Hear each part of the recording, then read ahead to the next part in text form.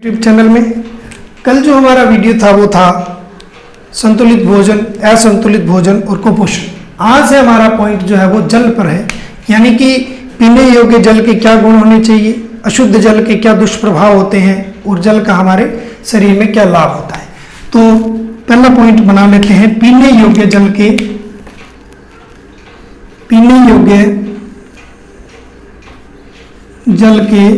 गुण।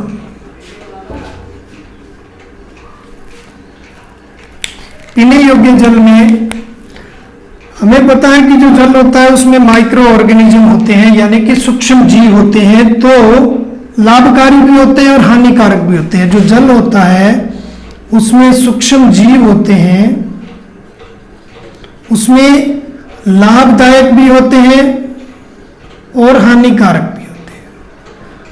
तो ये हानिकारक सूक्ष्म जीव रहित होना चाहिए, यानी कि शुद्ध जल में सूक्ष्म जीव नहीं होने चाहिए।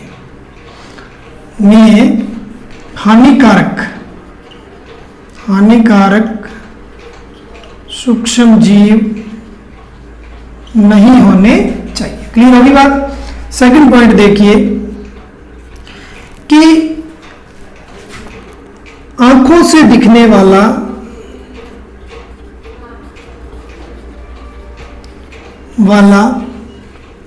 या आंखों से दिखाई देने वाला, आंखों से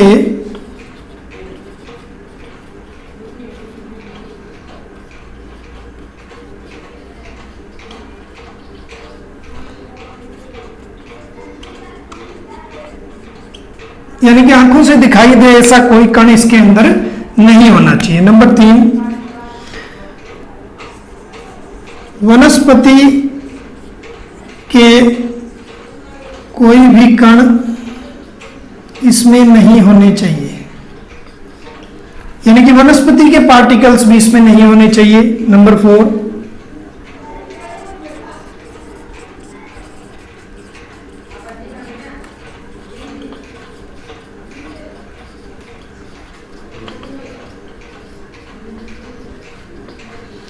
ऑक्सीजन की मात्रा, ऑक्सीजन जो है वो H2O है, तो इस ऑक्सीजन की प्रचुर मात्रा इसके अंदर होनी चाहिए।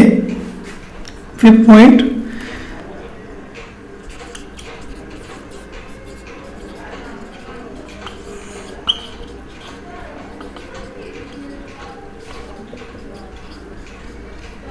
पीएच संतुलित होना चाहिए, यानी कि मैं कहूंगा कि पीएच ना तो अम्लीय हो और ना ही क्षारीय होना चाहिए, यानी कि ना तो 7 से कम हो ना 7 से ज्यादा हो। इट मीन्स इसका पीएच 7 होना चाहिए, यानी कि उदासीन होना चाहिए। क्लियर होगी बात।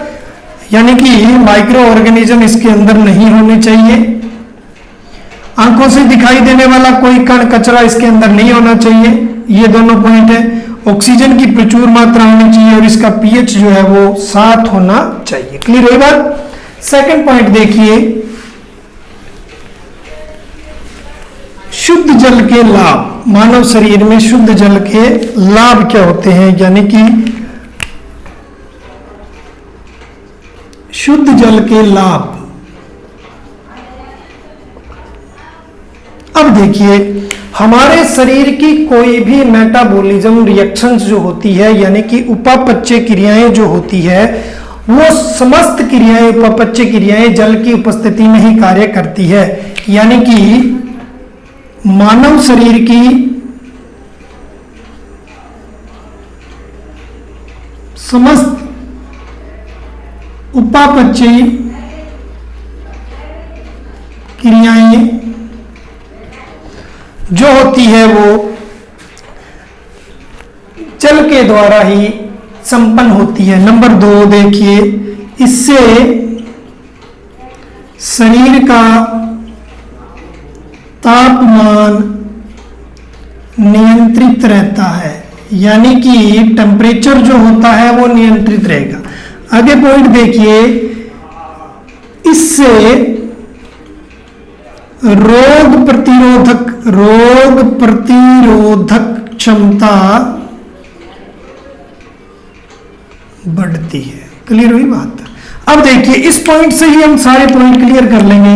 रोग प्रतिरोधक क्षमता बढ़ती है, इट मीन्स क्या है, शरीर रोग मुक्त होता है जल से। जल पिएंगे तो रोग मुक्त होएगा, रोग नहीं लगेगा। 8 लीटर पानी लगभग पिया जाए। फिफ्थ पॉइंट देखिए, रोग मुक्त होता है, शरीर ऊर्जावान चुस्त रहता है, थकान नहीं होती, इससे थकान नहीं होती है। नंबर 6 देखिए, शरीर के जहरीले पदार्थ घुलकर शरीर से बाहर आते हैं। थ्रू यूरिनल और पसीने के द्वारा जितना ज्यादा पानी पिया जाएगा, टॉक्सिन्स या कोई भी जो जहरीले पदार्थ होते हैं वो शरीर से बाहर आ जाते हैं। अब आगे पॉइंट देखिए, रोग मुक्त रहता है, ऊर्जावान, और इससे देखिए अस्थमा व फेफड़ों का संक्रमण, सर्दी जुकाम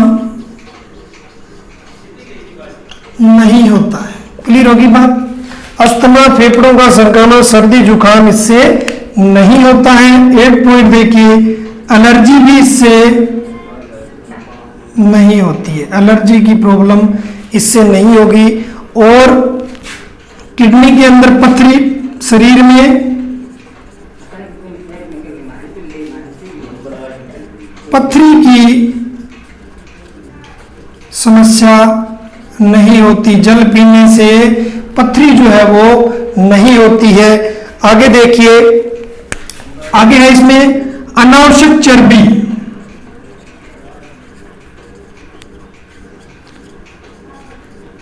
शरीर में जमा नहीं होती। क्लियर हो गया पॉइंट? ये देखते रहिए, एक बार रीड कर लीजिए, पथरी नहीं होती और जो टॉक्सिन्स होते हैं वो सारे निकल जाते हैं। तो इस तरह से, और इसमें देखिए एक ये शरीर में जहरीले पदार्थ, अस्थमा, फेफड़ों की और आंत की बीमारी भी इससे नहीं होती, आंत की बीमारी नहीं होती है। क्लियर होगी पॉइंट? देखिए जल वाला पॉइंट जो है उसमें 3 नंबर का एक क्वेश्चन आएगा आपका, डेफिनेटली इस पे ही आता है, तो तुक्के इसमें नहीं लगते, पॉइंट टू पॉइंट करेंगे। जितनी भी मेटाबॉलिज्म रिएक्शन, उपापचय क्रिया इससे होती है, टेम्परेचर कंट्रोल होता है, एंटीबायोटिक पावर बढ़ती है, कोई भी डिजीज नहीं होते, फैट नहीं चढ़ता, स्टोन प्रॉब्लम नहीं होती।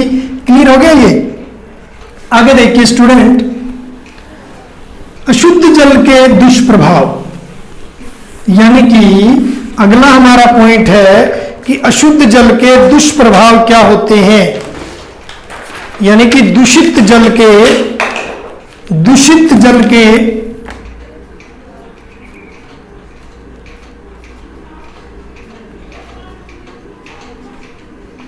दुष्प्रभाव। देखिए आप, मैंने आपको पहले भी क्लियर करवाया था कि हमारा जो जल होता है उसमें माइक्रो ऑर्गेनिज्म होते हैं, यानी कि सूक्ष्म जीव होते हैं, जैसे जीवाणु, विषाणु, प्रोटोजोआ और कृमि। ढंग से देख लेना स्टूडेंट्स, बहुत अच्छा क्वेश्चन है, आता भी है। जल जो होता है उसमें सूक्ष्म जीव होते हैं, जीवाणु, विषाणु, प्रोटोजोआ, कृमि, ये सारे जल में, जल के द्वारा मानव शरीर में चले जाते हैं, प्रवेश कर जाते हैं। इसी से ही हमें हैजा व पेचिस जैसी बीमारियां हो जाती है, हैजा और पेचिस जैसे डिजीज हो जाते हैं। क्लियर कर लेना, क्लियर होगी बात? यानी कि दूषित जल के प्रभाव से सूक्ष्म जीव, जीवाणु, विषाणु, प्रोटोजोआ हमारे शरीर में प्रवेश कर जाते हैं और जिससे क्या होता है, हमें हैजा व पेचिस जैसी बीमारी हो जाती है। अब आगे देखिए आप, इसी से ही जल, दूषित जल से स्टूडेंट्स वायरल संक्रमण भी होता है, वायरल संक्रमण।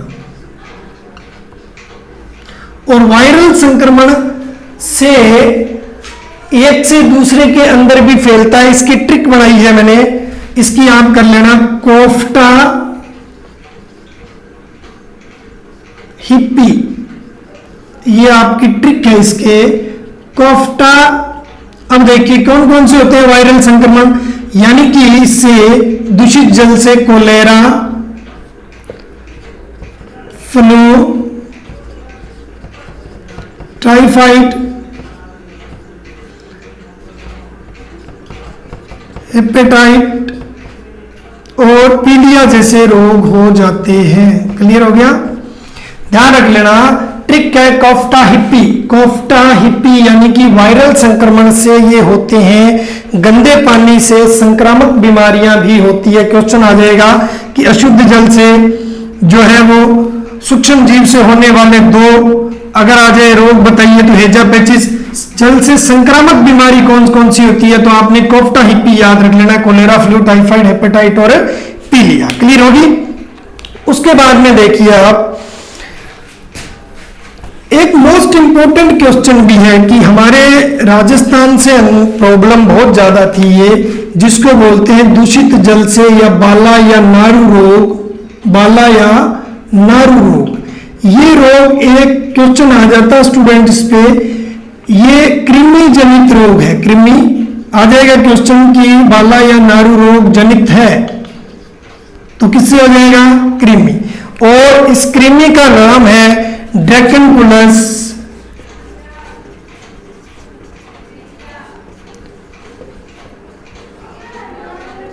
मेंडिनेसिस, मेंडिनेसिस, ड्रैकनकुलस मेंडिनेसिस।